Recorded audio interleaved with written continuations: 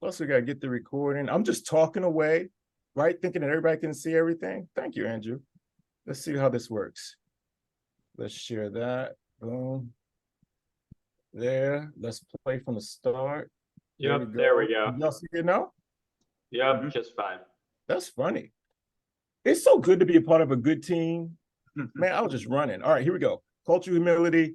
You saw that. Mentor Maryland. That's us. I just gave you that. This is me. At the bottom, you'll see my values, equitable access. I think everybody should get an equal shot.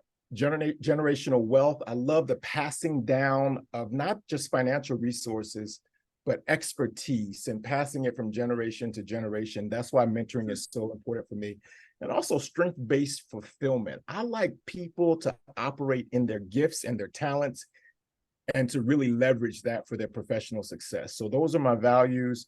I'm excited about being here with you guys on this afternoon. Before we begin, we do need to go through our community standards. This is something we do at the beginning of every presentation, just to make sure that we're all on the same page. This is a quiz, so please make sure that you're paying attention. At the end, there will be a question, and if you fail the quiz, well, we won't talk about what happens if you fail. All right, here we go. Community standards, y'all ready? 1, Mentor Maryland believes in inclusivity. Our community is open to everybody. Now, we also acknowledge that there in our country, y'all, is deep-seated racism, sexism, homophobia, transphobia, misogyny, ableism. All of that is pervasive. As you know, if y'all agree with me, nod your head if you agree. But we stand, not only Mentor Maryland, DC, but I know your programs do the exact same thing. We stand against these isms and we actively work in this aim. And y'all, I just want to encourage you, don't get tired for standing for these things. Don't get tired. There's a lot of stuff that we're hearing in the media and the backlash, and I know you see it all on the news, but I just want to encourage you guys on this Tuesday afternoon, don't get tired in your good work. Second thing, flexibility. Tonight, we're going to ask you to share openly, listen openly, be cognizant though when your sharing might hurt. When we talk about cultural sensitivity, that's why it's a sensitive topic. And so we'll talk about that. Be cognizant when your sharing might hurt. Positivity, y'all, be positive, bring positive assumptions, and don't be afraid to ask genuine questions. No matter your role today, be a host. Have y'all ever had somebody come over your house and you were like nice to them?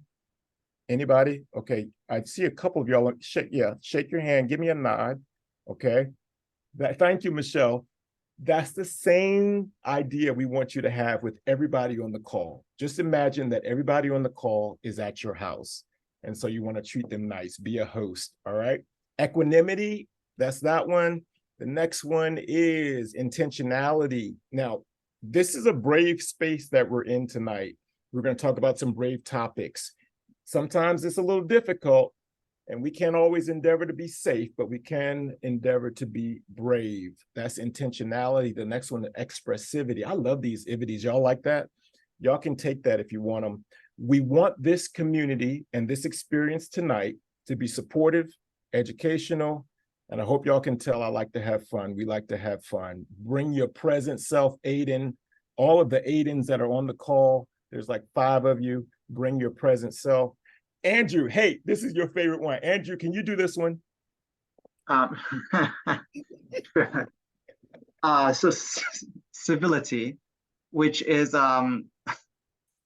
something that Dan's wife doesn't want to hear, because if she hears, she'll call Dan a hypocrite. But no fixing, saving, advising, or correcting each other. Oh, that's so good. Thank you, Andrew. I appreciate you. All right. So these are our community standards. Here's the test. Here's the quiz. If you agree, give us a thumbs up in the chat or an emoji if you agree with those community standards.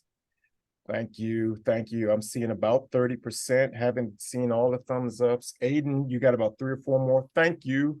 Thank you. Just want to encourage you, whenever you have a virtual training, go ahead and let your people that come in, let your people go ahead and share these community standards or the community standards that your staff agrees to, and take it to another level. Allow your kids to establish your organization's community standards. give them responsibility, and then make sure that everybody, whenever they enter into that space, everybody abides by those community standards. So that's a good tool and a good tactic to use for your mentoring organizations. Andrew, you want to take this one? Sure. So let's do the iceberg question for you guys.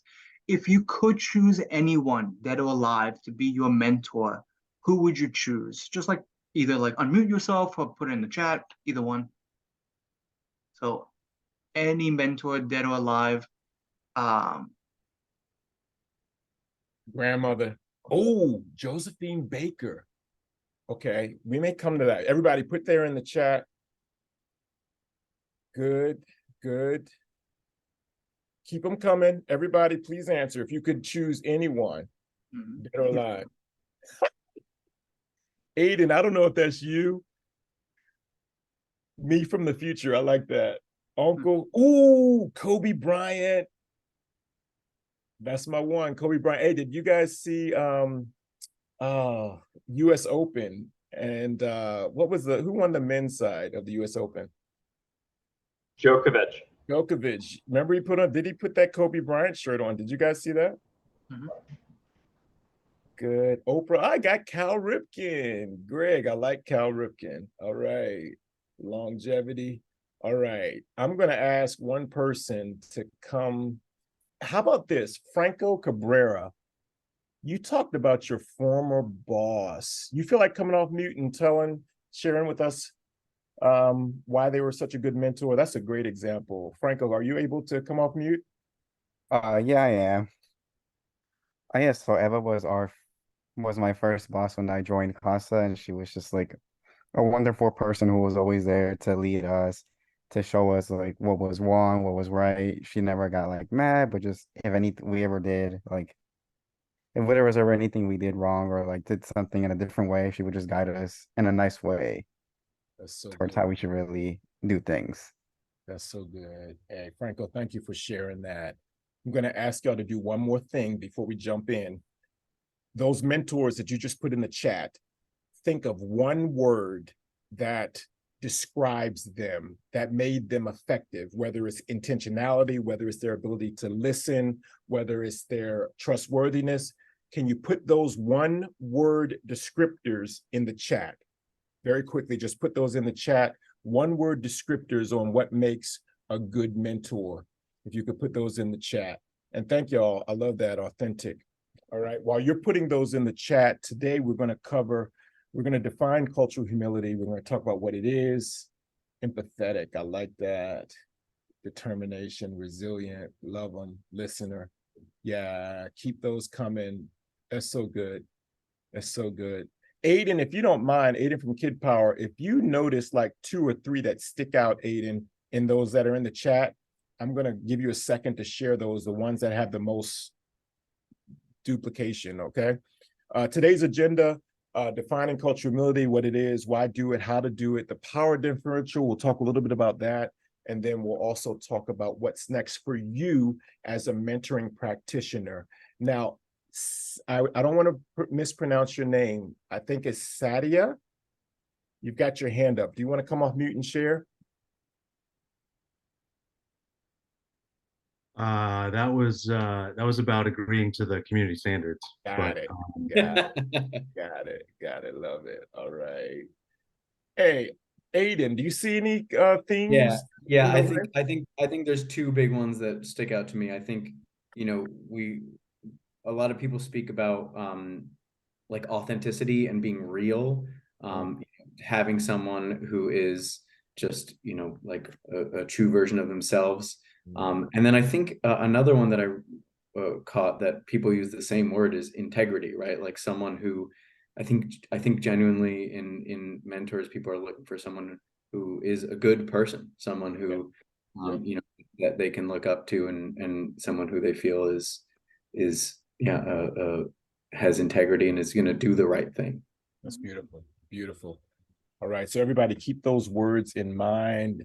Not only does this apply micro as a mentor, but think about your organizations as you set an organizational culture. These are some of those values that your organization can have in your mentoring relationships with your mentors and your mentees, your staff, your executive directors, all of your board members, top to bottom.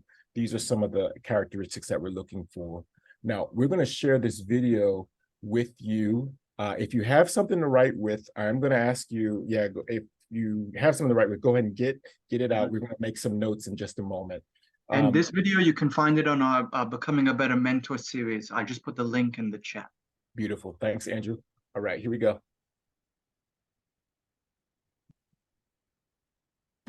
Becoming a better mentor. Strategies to be there for young people. Practicing cultural humility. Cultural humility is an ongoing, lifelong process of self-reflection and learning about how social identity and experiences are shaped by systems of oppression, power, and privilege. Social identity is a person's sense of who they are based on their group membership, which can reflect physical, social, and mental characteristics and can be self-claimed or ascribed by others. Everyone has multiple social identities.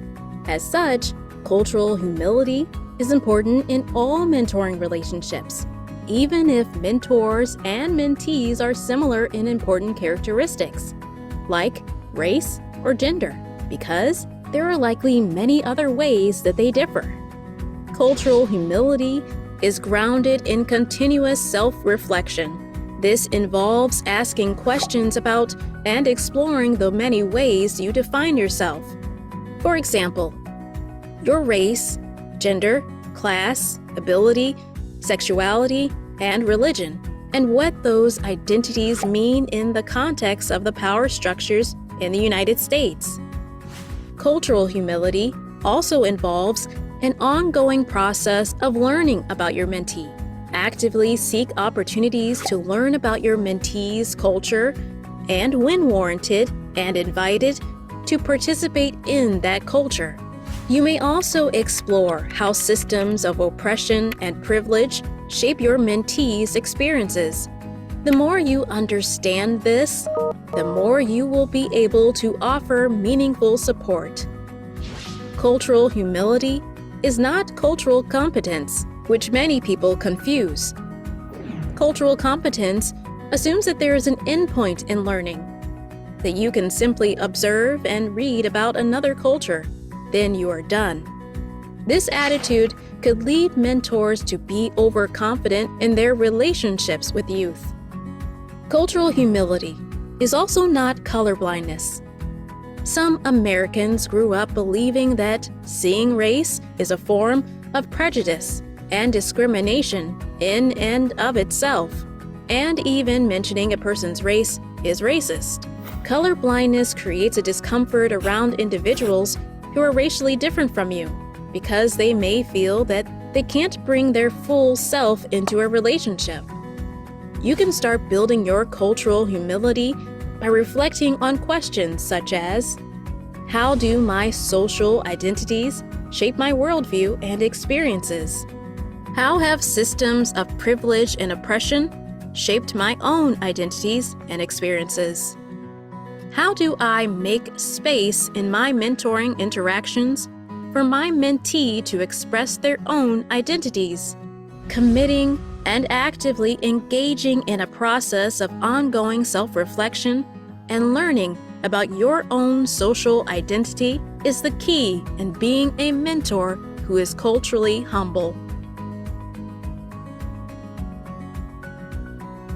See the full chapter at mentoring.org/bettermentor for more tips on how you can be a better mentor.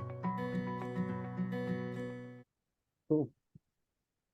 Very good. Very good. All right, real quick, before we go into our definition, can you guys do me a favor? In the chat, put if you're a mentor, if you're a program director, if you're an executive director, put what level of mentoring you're doing in your organization. Just put that in the chat so that we can see who's in the room.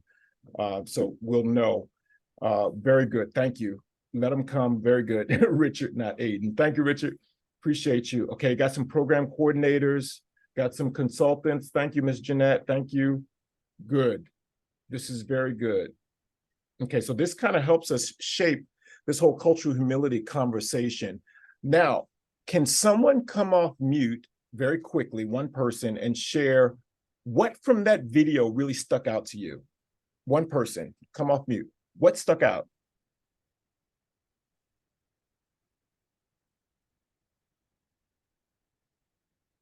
Come on, family, don't be shy.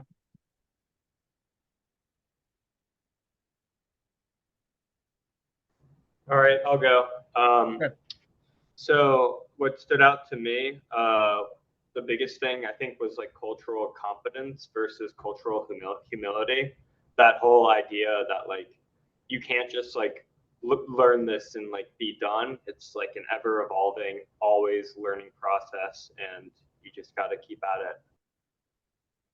Man, now I know you're not Aiden, and I don't want to call you Aiden, but Aiden, man, that is spot on. That's spot on. Because cultural competence is a one-time thing, but humility, cultural humility is an ongoing practice, and you'll see that in our definitions that's coming up on the screen. So here's the first definition, and this really matches what happened or what was shared in that video.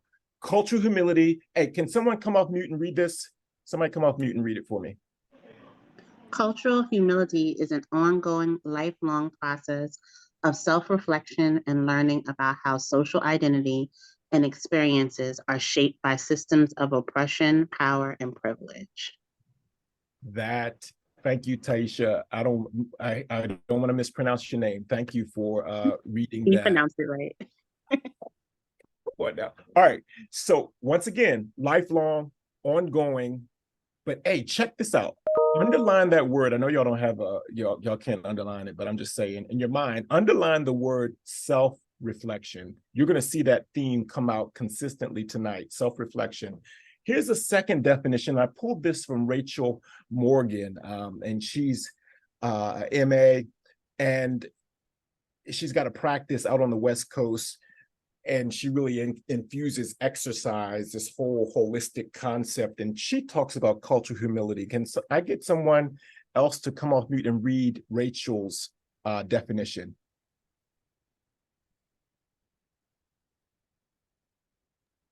This is Chris. Humility is an ongoing process of self-exploration and self-critique combined with a willingness to learn from others.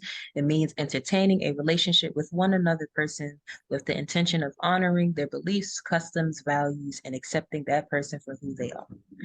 Thank you so much. Thank you, Chris. Okay, notice the two definitions. They're a little different. What does the second definition bring out to you? What does it speak? Someone come off mute, share. What does the second definition say? It's a little different. Hey, for me, I see that it's much more being vulnerable, right?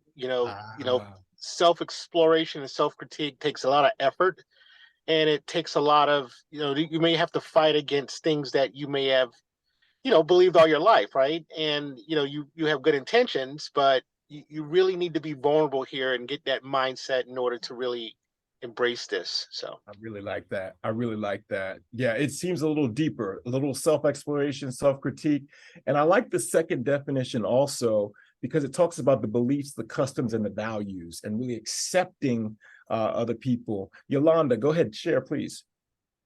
I also got from that as being more open and not so guarded. You understand your own belief system, but you're being more open to the relationship, and you like really getting into the relationship with the intention to learn rather than judge or criticize. Ooh, I like that. I like that. Somebody type that in the chat, to learn rather than judge. Yolanda, I'm going to steal that. Please don't hold it against me. Thank you for sharing that. Here's the next definition, social identity. Social identity is a person's sense of who they are. All of us have a sense of who we are, but we base it typically on our group membership. And that group membership can be physical, it can be social. Thank you, Aiden, for typing that in. Physical, social, mental characteristics, race, gender, class, ability, sexuality, religion, whatever group you find yourself in, that often shapes your social identity. And it can be self-claimed, but it can also sometimes be ascribed by others. So hold on to that definition. If you've got your pen, I know you all are writing all these incredible definitions down. We will make this slide deck available to you though. All right, so here's the next thing that I want to share with you. Why is it important for us as mentoring practitioners, whether you're a coordinator, whether you're a director, whether you're a recruitment specialist, Taisha, whether you're a program coordinator, Jonathan Toussaint, whatever you are, why is practicing cultural humility important? Somebody come off mute. Why is it important? Y'all have probably figured out I'm going to be asking y'all questions for the next 32 minutes. Why is it important? Why are y'all on this call? Hey, Dan, this is Jeanette. So why do it? Yeah, why? Because you've made a commitment to young people to help them be successful. In order to do that, you have to understand who you are and who they are. Be willing to accept that and be willing them to help them through the humps and bumps of life, which might be different from yours, but they're also very real. So if you're not going to do this, I don't mean no harm, but you have no business being a mentor. You're getting some applause. Ms. Jeanette, you want to teach this class? I know you can easily teach this class. You have your own consulting company. Thank you for joining us, y'all. If y'all don't know Ms. Jeanette Simon, she's one of our consultants and she is the guru. So thank you for coming off mute and sharing that. Here's some other things. And Yolanda, I see you've got your hand up. Is that still from last or you got something you'd like to add? Oh, no, I'll take it down. I'm sorry about that. No worries. No worries. Here's some reasons, and this goes along with what Ms. Jeanette just shared. And I know y'all are writing these down. What cultural humility does, it promotes inclusivity. Now think of this not only from your program's standpoint, your entire program needs to be inclusive. Your entire program needs to build trust and relationships.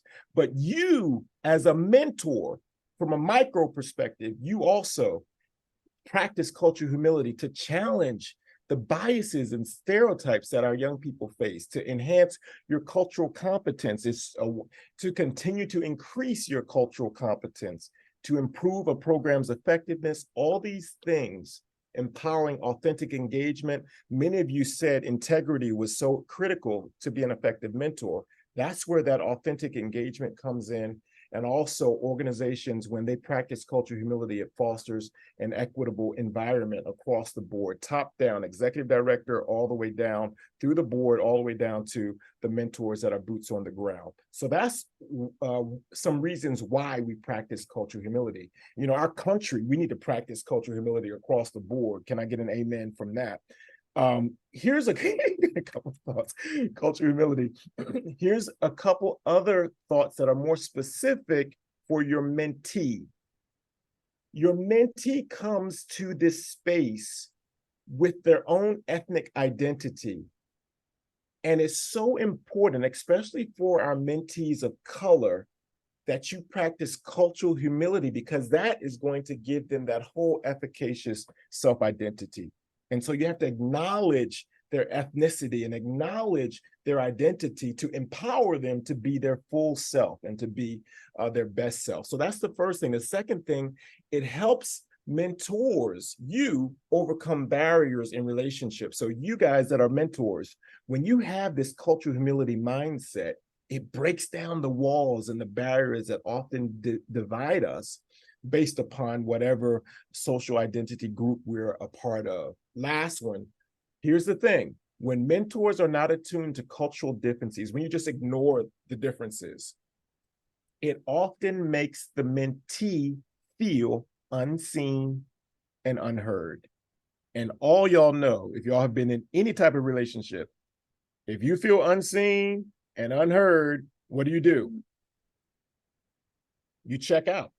You might be there physically, but you're checked out mentally and you're checked out emotionally. And we know mentoring is that emotional connection. Yeah, we mentor around specific goals and ideas and tasks, but there's got to be that transformational connection that will be short-circuited if there is no attunement. So That's why we practice cultural humility. Those are a couple of things why we do it. Now you're sitting there, you're thinking, okay, Dayon, you've been talking nonstop for the last 33 minutes.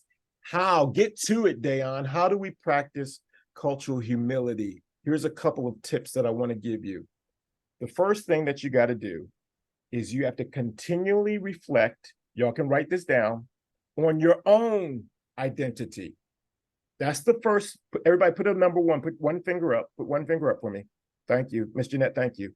The first thing, you have to reflect on your own social identity. That's the first step.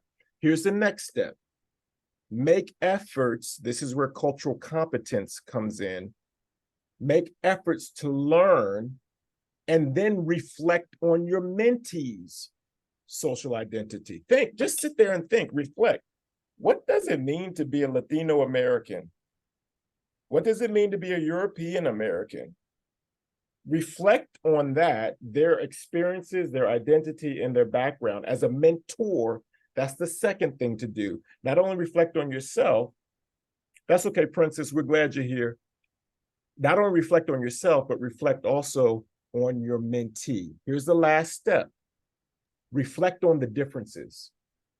What makes my social identity different than my colleague, Andrew Lolavar? And those are the things that we can begin to do to be a culturally humble mentor. I'm going to push in because I got a little more content that I want to share, and then Andrew's going to say a couple of things. Now, social identity theory. Has anybody heard about social identity theory? If you have, put a 1 in the chat. If you've ever heard of social identity theory. Okay.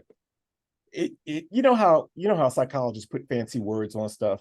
You know, that's what this is. Y'all already know social identity theory because we as human beings, thanks, Aiden. I don't know if it's you, Aiden. Everybody, yeah, there's too many Aidens. All right, so we all know about social identity theory because all of us do it. Here's the first part of social identity. Well, here's a definition. It is a person's sense of who they are based upon their group membership, just like we talked about in the last couple of screens. Okay, so this social scientist, Henri Teifel, I think I'm pronouncing it right, he proposed that whatever group you're in determines your social identity. Whatever group you ascribe, that is what determines your social identity. Now, take a look at this picture on the screen. Can y'all see it? Notice on the left, the descriptor of my group. And then notice on the right part of the screen, the descriptor of your group.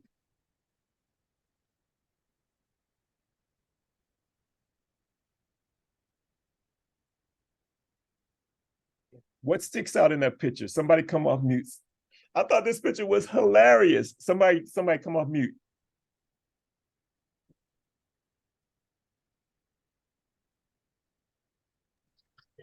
Well, when I look at this, it's funny. It's the same picture. It's like both sides are the same, but it's perspective, right?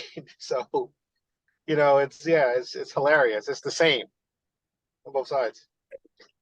This is the Jose Aiden, by the way. So. All right, thank you. Yeah, I love this. It's like our glorious leader.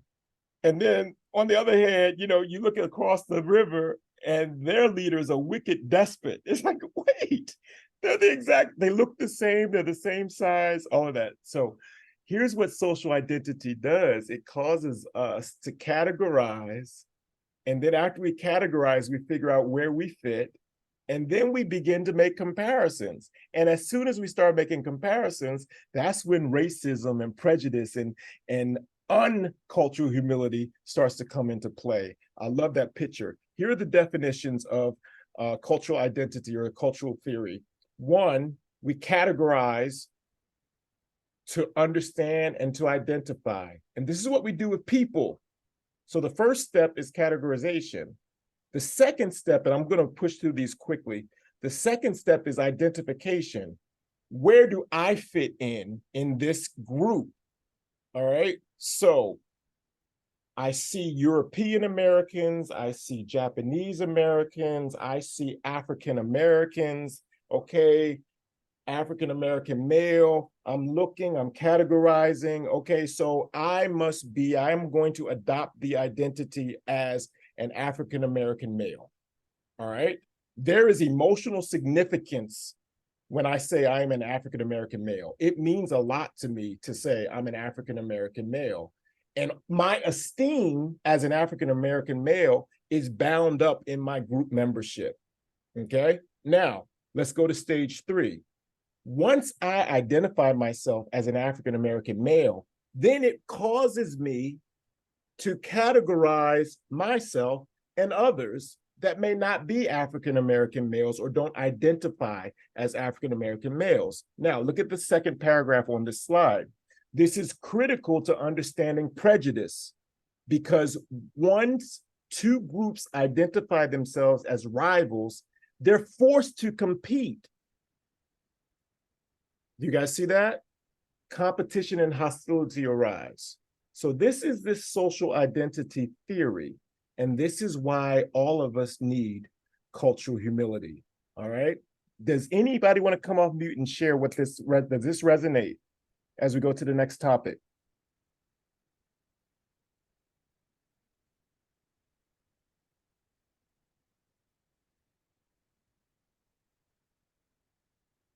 All right. All right. Well, we're going to go to the next screen. Here's what we're going to do. Andrew, you want to talk about this? You want me to do it? And then how do we? Sure, let me just. So we have the self-reflection. Although you want to introduce it and then I'll bring up the video. Then you put it in the chat. Okay. So on the screen right now, you see what's called an identity wheel. All right. Notice it's got like 7 categories: community, race, ethnicity, hobbies, interests, beliefs, values, gender, family, religion, spirituality. Okay. And your name goes in the middle. Now, if you got a scrap sheet of paper, real quickly, we're going to give you an opportunity to complete your identity wheel. And we also have the PDF, so you can have that and we'll send it to you when we send out the notes. But go ahead and look at that. Everybody get a good dose of it. Do you see it? All right. Now, Andrew, here are the instructions. Yep. So we're going to take 2 minutes to fill in each piece of the wheel with a dimension of your identity you consider to be among the most important in defining yourself. All right. So we'll go to 642. Go ahead and take a time. Go ahead and do it. It's going to be important for our discussion.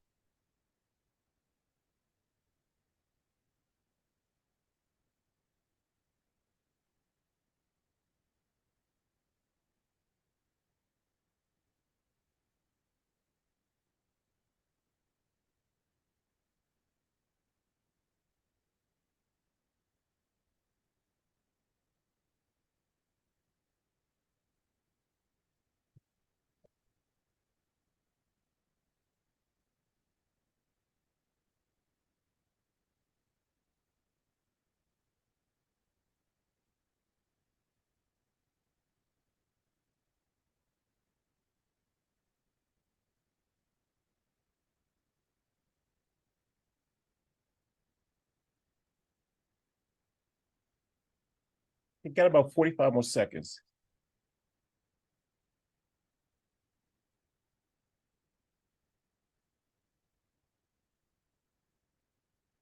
When you're done, give us a thumbs up. Good. Thank you. Thank you, Aiden. Aiden number 2.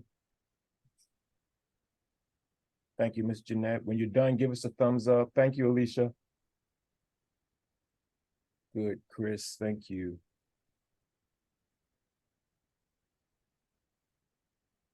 Thanks, Yolanda. Okay. Now, here's what we need you to talk about. We need one person to come off mute and talk about an experience where you were actually proud of one of those slices of the pie with regard to your identity. Someone, if you don't mind, if you could come off mute and share. I can share. Thank you. I guess it was recently I was leaving my school at first at the end of the school year, but then under a few circumstances, I was able to go back, and all of my kids were like very happy to see me. They were like, "Oh my gosh, I thought you were leaving." And then like parents saw me and they were happy to see me and staff.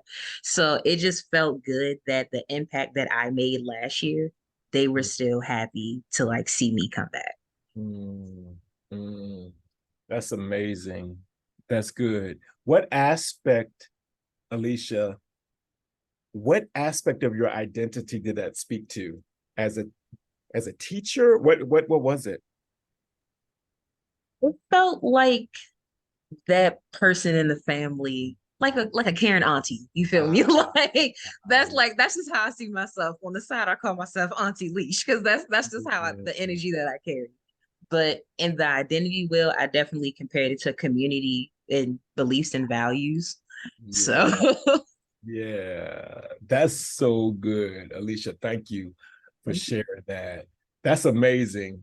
And we really do take pride in those aspects of, when you talk about community in multiple ways for all of us from the communities that we resonate with, that we come from.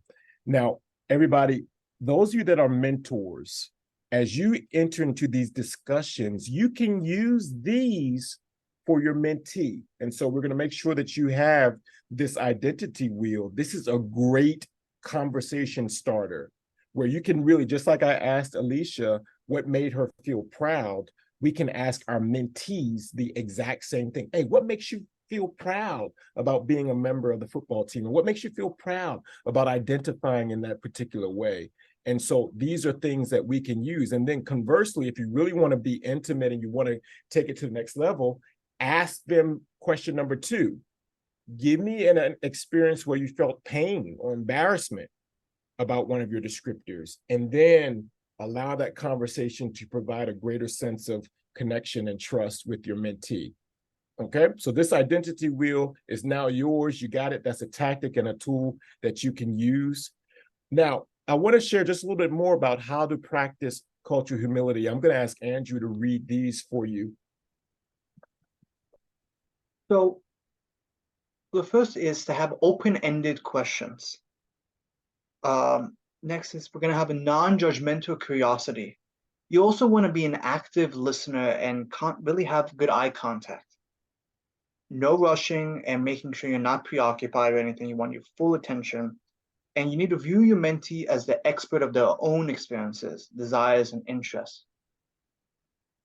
That's so good. Thank you, Andrew. When we were talking about this and kind of dividing up the slides, I think when we are entering into these conversations where we're bridging cultural divides, it's so important that we are locked in. We've got to be locked into our mentee.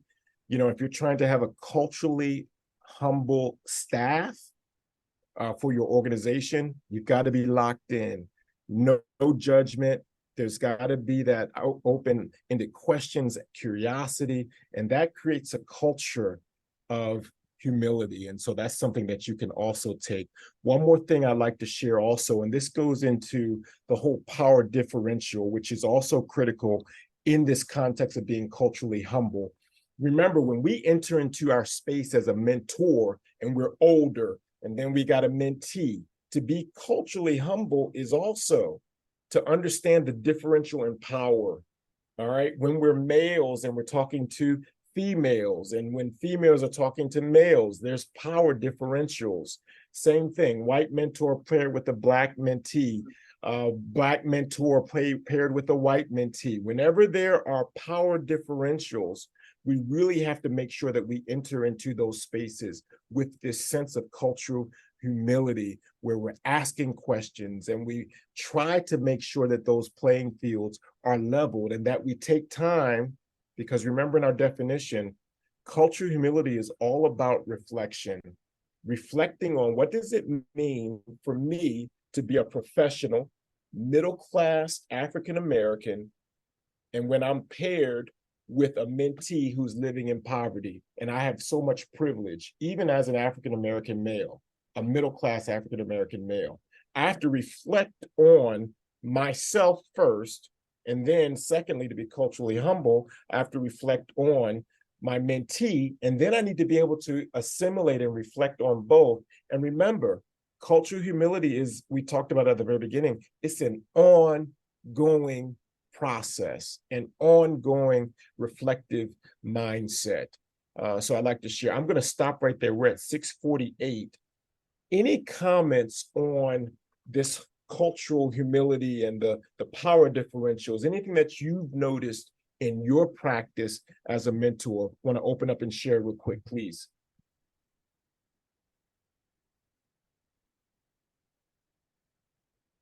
Hey, it's Carla from Hey, Thrive Carla. Scholars. Hey, I wanted to jump in here and note that so I have cultural humility as part of our mentor onboarding training, and something that I also like to point out is that the mentor-mentee relationship in itself, that's a power differential. So just having our mentors acknowledge that even this like new relationship they're about to form with our scholars, there's like those power dynamics, and that they have to be mindful of that. That's so good, Carla. That's so good. Carla, how do you like kind of give your mentor, what advice do you give your mentors to really kind of level that playing field as far as the power differential? Yeah, so since our mentoring program is very career-based, I emphasize that we're looking for our mentors to be providing, holistic support, obviously knowing that there's like boundaries. And so just entering into the mentoring relationship with like genuine intentions and curiosity. And then also, if they have any questions, they can lean on me for support. Very good. Very good. Thank you, Carla. Thank you. Thank you for coming in from the West Coast also. Appreciate you. All right. Anybody else want to speak?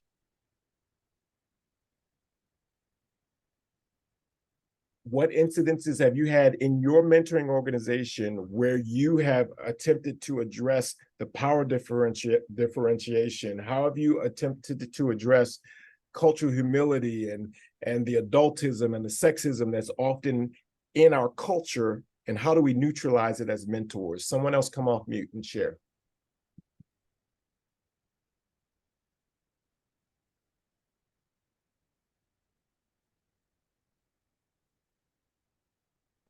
All right, so I want to share an example, but I also want to ask like an unrelated question as well to the group, if that's all right. Yeah.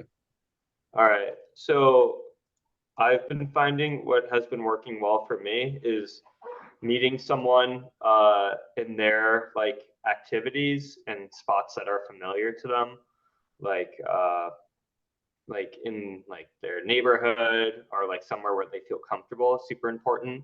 And doing an activity with my mentee because that's when they feel most comfortable and safe and guards a bit more down. Yeah. And then the question I wanted to ask the group was a lot of the stuff is super important, and I think it's really important and like good to talk about. I guess the thing that makes me like gives me pause or hesitance, and obviously this is going to vary based on everyone's relationship with their mentee, is just like, how do you know when this type of stuff is like good to bring up and when it's like not the right time? And I know that that's like such a broad question with like so context dependent, but just curious to hear other people's experiences on when your relationship turned from like activities to being able to talk about this stuff. It's really good. I've got my thoughts, but we've got time at 6:52. We can open up. Who else wants to share about when is it appropriate to have these conversations? And Aiden, I've got Gandhi on the screen because this slide really speaks to what you're talking about, is really going into understanding your mentee's social identity, being willing to enter into their world, their experiences and their background, doing it non-judgmentally, And then in those segments, it's often good to ask questions, even at that moment. Now, I see Taisha's got her hand up. So Taisha, what do you have to share? Sorry, I couldn't find what I needed to unmute. So I was gonna say, like, I know at least with, working with children, that comes up. Sometimes things come up when you least expect it. You'd be surprised when a child is curious about something, or they might have heard something in school that they didn't understand, or they want to ask questions and they don't know how. And then as far as being a mentor to that child, or knowing what to do in that situation, I think that, it can probably come up in any situation, any given situation. Yeah. I like that, Taisha, because I was thinking while you were sharing that, I made a slight reference to Novak Djokovic and his reference to Kobe Bryant, and how I actually did some research. Kobe Bryant really helped Novak Djokovic go through a season in Djokovic's career, and Kobe really mentored him when Novak had an injury that was really debilitating. Y'all remember maybe about 2017, 2018, and Kobe Bryant really mentored him. So I say that to say this, Aiden, to answer your question, even though your name is not Aiden. Sometimes it's cool to pick current events to ask your mentee, hey, what do you think about this? And then getting their thoughts, and how do you identify in this situation? We know a couple years back, the main thing that we were discussing was George Floyd, but then there are some other things that we can discuss, things that happen in the news. We just recently had I hate to say this, a young person was shot in front of their school, like literally 2 miles from my house. And she was a teenager, shot and killed in front of her school. And so it's at those times, those conversations that we can bring up to our mentee. Hey, how are you feeling about this? Why do you feel that this, have you noticed that this seems to always happen in particular communities? How do you feel about that? Do you think that's fair? What is that? And you can start to have those culturally humble conversations with your mentee based upon life events and things that happen in the news. Aiden, the real Aiden, what would you share? I think one thing that's really interesting about this, and what I actually like about the wheel, is that, you don't have to come out necessarily and just be like, asking such a blunt question, right? Learning about someone's full identity and what is important to them is really, really interesting. I think building trust with a young person is the first thing, right? Because, you don't want to come in and maybe have those more difficult conversations. I mean, people may disagree with me, but I would say, in that first week of being a mentor, it's young people want to feel comfortable, want to build that relationship. I think it's okay, as you're saying, Dayon, if something comes up in the news, have that conversation. And I think it was Taisha who said, in my experience as an educator, kids will come up to you, and these things will come up, and it's something that they're starting to develop their own identities, and they're looking at you and they're like seeing what your identity is and trying to figure that out. But I think, there's a difference between having, a conversation like this at 1 month versus 3 months versus, 2 years of being matched. And, you can be a little bit more forward because the trust has already been built if you've been together for a year. That's very good. I appreciate that, Aiden. And you know what, Dan, I want to just mention this as well. This question is very good. I actually had a parent just recently, and I just started mentoring, by the way, and the parent was giving me feedback on kind of what she expected, and she looked at me and she said, "I'm glad I have a black male mentoring my son because he needs a black male influence." And so I listened to what she had to say, and I think some of the times you have to really think about what's really being asked and what's really being said. Because, my background, of course, this just so happens my mentee and I, we have a very similar background, but in some cases, people may make certain assumptions about us that may not be something that we can necessarily fulfill in terms of their expectations. So I think sometimes we have to take those opportunities to ask clarifying questions, to try to find out what are the true needs are, because at the end of the day, it opens up kind of a way to then, talk through, and build connection, with people. Again, it just so happens that I understood what she meant, but, in a lot of ways, I think based on other contexts, I may not be necessarily that type of person that she's hoping me to be. Not a bad thing. It's just that, again, I'm gonna take this opportunity to then, dig deeper, with her, and then also with my mentee to find out what his true needs are. So again, I just think you take those opportunities, you listen. There's really no right time. There's no formula, but I think listening is key to all of this. I 100% agree.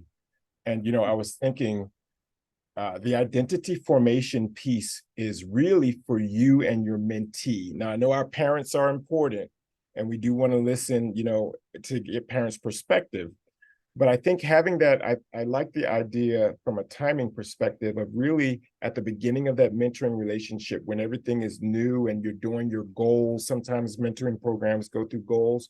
It might be a good idea to go through that identity wheel at the beginning, and then because that will already be established, right? And then as you go through the mentoring relationship throughout the course of the year, you can refer back as things happen to that identity wheel. So I would also think along the lines of, hey, do that at the beginning, and then you can return back to, hey, your mom said that she's glad that, I am an African-American male, and I identify as an African-American male. How do you identify? Do you identify as an African? And you can just open up the conversation based upon the identity wheel that you already completed. So that would be maybe another recommendation. And I just am thankful that you guys are participating so fully. I want to give you a couple more slides, and then unfortunately we're going to have to come to a close. Here's what I would like to do, though, because we are ending pretty abruptly at 7 o'clock. If you have any questions or concerns, go ahead and take a moment and type them in the chat. And then what we'll do is we'll respond to your questions and concerns via email. Because with the exception of having 20 Aidens, we'll figure that Aiden thing out. But if you have any questions about cultural humility, or even have comments, please feel free to share, so that when we send out the summary email, that we can also make reference to some of those highlights and some of those points. On the next screen, it says, what's next? So what do you guys feel like is next for you?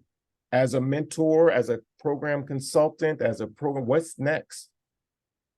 Thank you, Paulette from LA. Yes, Princess, we'll definitely respond to that. I think building trust is critical at that first stage, and really coming in that space very humble. What's next for all of us on this call is self-reflection, right? Because that's where it starts. We always start with ourselves.